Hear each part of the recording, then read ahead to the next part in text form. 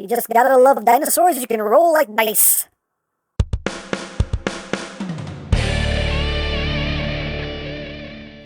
Hey, what's up, my peoples? EmGo here, the freaking geek himself, and today we will be reviewing the 5-2 Toys Beast Box Sigma. So here we are, and there it is. And first and foremost, as always, we'll take a quick look at the packaging. Right up front, we have a nice image there of Sigma. His name is Sigma. On this side of the box, we have, hey, look, Sigma Beast Mode, Box Mode. On this side, we have Sigma yet again. Up top, Beast Box. On the bottom, things and stuff. Warning, don't eat anything in this box that could be very bad for you. On the back of the box, we have some more obligatory product shots. Warning again, don't eat anything. Just don't. That's basically it for the packaging. Also included is a collector's card with a nice piece of artwork there of Sigma, and on the back you have a text specs and you have a brief bio if you want to read it. Hooray for cards. And moving right along, here we have Sigma. And first and foremost, I just want to say a big thank you to the good people at 5-2 Toys for sending this out my way to take a look at. Thank you so much. But yeah, here is Sigma, and Sigma is a little dino. As we can see, a very cool looking little dino. He is packed in dino mode. And let's get in close here so we can take a look at that noggin. You can see the horns there done in a nice transparent orange. Visor also done in orange. Nice blue and white coloration going on here. You can see up top here it says open. You also get some bits of silver as well. Got the white belly. And also some bits of black. Some nice detail going on. You got these sections here which are hanging out because reasons? I don't know. I think there was some version of this figure that had maybe like a weapon that attached to this or something. I'm not entirely sure, but as far as the instructions go, they want this hanging out, but you can compress this up. I'll show that off a little bit later, but you get some more of that transparent orange right here, right here. And got the tail done in white and black with some bits of red. I don't know. Very, very cool. There's the top. There's the bottom. He slides like dinos should slide. Hooray for sliding dinos. Now, as far as articulation goes, the horns can move up and down. They can also move in and out. Some the head can move from side to side. The head on the neck can move up and down. Here on this ratcheted joint, you can see how it extends that neck piece there.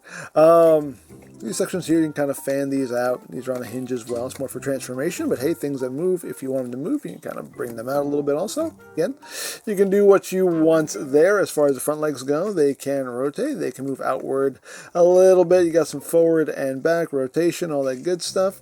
You have a double joint here. That's more for transformation, but you can still use those joints at your disposal if you need to. Toesies can move up and down. The hind legs can also rotate, can move in and out a little bit, forward and back. You have a hinge right here at the knee that can move forward and back. You have a ball joint right here, so you have bend there and also rotation. And these toesies can also move up and down. As far as the tail, you don't get any real wiggly waggly, but the tail can move up. If you leave this clipped in here, you have a hinge right here that can move up and down. You can totally undo this also and get some more range of movement. Totally up to you. You also have a hinge here that can move up and down, as well as a hinge here that can move up and down. So you get some posability on the tail as well.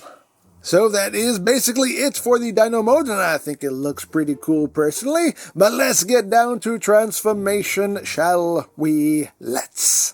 So the first thing we're going to do is we're going to take these front legs here. We're just going to shift them back so they're sitting flush with the body. And then we're going to just bring this leg back. And there is a tab slot connection for it right in there. So just kind of feel that out. And that will just drop into place just like that. Second verse is just like the first. So again, just shift that leg back until it sits flush with the body. And then bring that up and just tab that in. So everything is nice and squared off like that. Now the next thing you want to do is you want to disconnect the head from this section here. It's just on a ball joint, so you're just going to grab it and just pop it off. Get in there and just, there we go. Holds in very securely, so just pop that off like that. And now what you need to do is you need to unpeg the sides of this neck piece. So just unpeg it and unpeg it, and then all of this will drop down like that. You want to just open these black panels up and make sure this is pulled all the way down. Bring those black panels up, and then you just take the head and fold it up like so. You want to bring those horns down also, so everything is just kind of nice and compact in there. Flip that up and bring all of this up, and you have these two posts that will go into the ports right here on either side of this black section. So bring that up and just line everything up, and it will just pop in on either side just like that. Next up, you want to take this panel here, you want to drop it down, rotate it 180, and then just bring it right back up, and that'll just sit there like so. Next thing you want to do is you want to flip up the toesies here. You want to extend that leg all the way out like that so you can rotate this around, and then you want to just collapse this leg into the body so everything is sitting flush, and then you're going to bring this down and then swing this into the body, and you can see here there's a little tab that will go into a notch right in here, and that's where that's going to sit. Just bring that in, it's squeaky. We just drop that in, that'll sit in there just like that. Second verse is just like the first, so flip up the toesies if it hasn't done it for you already.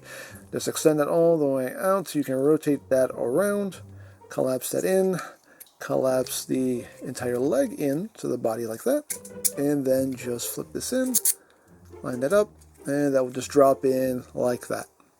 Next thing we're going to do is just take these panels right here and just bring these out. You want to make sure this is kind of up and out of the way. You want to take these orange panels, bring them down. There's a little post port connection for them right here. So just line that up and just drop them down. Line that up and drop that down.